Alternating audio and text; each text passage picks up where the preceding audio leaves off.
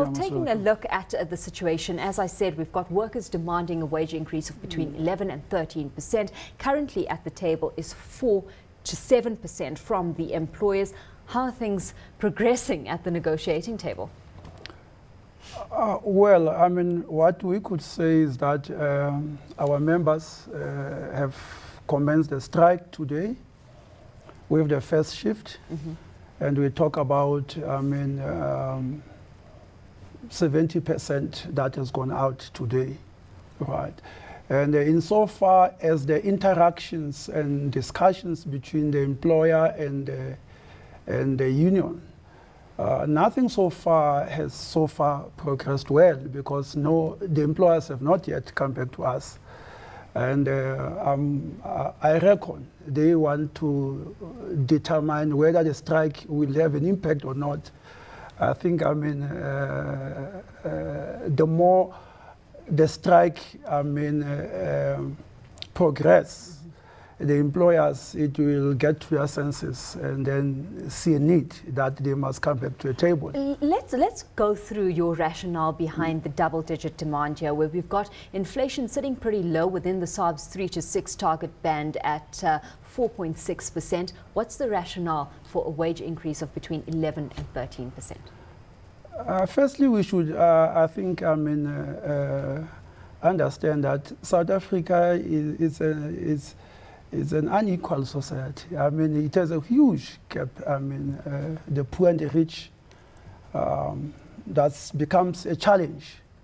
However, what informs our membership demands is that irrespective of the current economic situation, you will see that the cost of living has gone up, and electricity has gone up, fuel has gone up, food has gone up.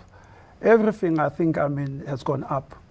And the other reasons that informs their demands is that their COs, they earn huge salaries as well, in comparison with what, as the workers, they are getting. By selling their labor. Yeah, so this in a bid to close that gap between your low and your higher end earners at this stage. But some argue that the strike action that we are seeing could widen social equalities that you touch on even further. We had Lone Sharp of AdCorp in studio a little earlier, and he was saying collective bargaining laws impede job growth as a whole. What's your response?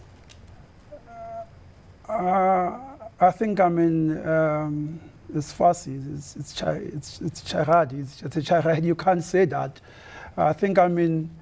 Trade union movement, collective bargaining by its own nature, it has been there historically, and across the globe is there. Europe, you do have that time when collective bargaining season has come, and all parties come together. And in South Africa, we know that in the early 80s, during that era, collective bargaining has been pursued. Insofar as the struggle for the workers' rights, we as the trade union movement, in particular, as COSATU, we think that the current collective bargaining regime, it has provided an opportunity for parties, to sit down and talk. And it's all about the conduct of each party as to whether, it wants to come to the party.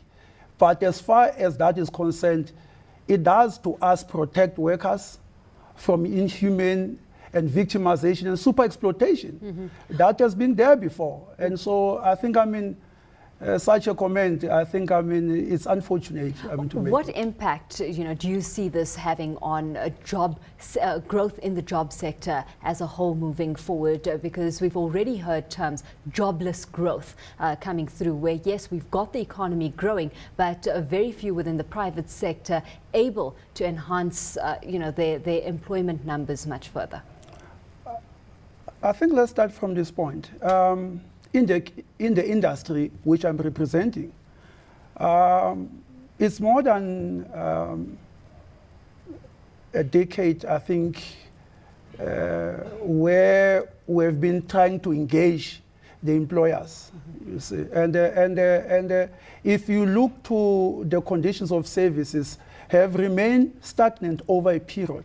They did not make any move, right? Last year or the year before, what employers were saying, any argument which was submitted was about the global economic crisis, which I think, I mean, as the trade union movement, we did come to the party. We did sit down with both the employers and government and jointly work out, I mean, an economic framework in order to address the challenges which we're facing at that point in time. Later, they came back again towards the World Cup, and they said, look, we are going to World Cup for this year. Can you be sympathetic, show patriotism? So almost a period of catch-up that we're heading into here. It's a period of an intransigence, playing tricks throughout, but workers understanding through their own trade union movement in engaging to say we understand that there are economic challenges, but however, workers' issues must also be made priority. Because you could see that irrespective of the very same economic crisis, I mean the CEO, the directors, irrespective of their net income, which, I mean, they were earning higher salaries. So while these negotiations play themselves out, and of course we await the outcome, we've got commentary saying that, employer bodies have been describing the strike action as unusually violent. Just very quickly, any control mechanisms you're putting in place to mitigate against that risk that we could see things escalate in a violent way? First, we should not create impressions that when workers they are embarking on the strike, on the legitimate, strikes, we always create impressions that those strikes tend to become violence. I think, what we should be saying is that we strive for a stable, peaceful strike. That's what, we try to get to. We ensure that our members, when they go to strike, they follow, certain rules, that they should only focus on their demands. So that's what we are doing.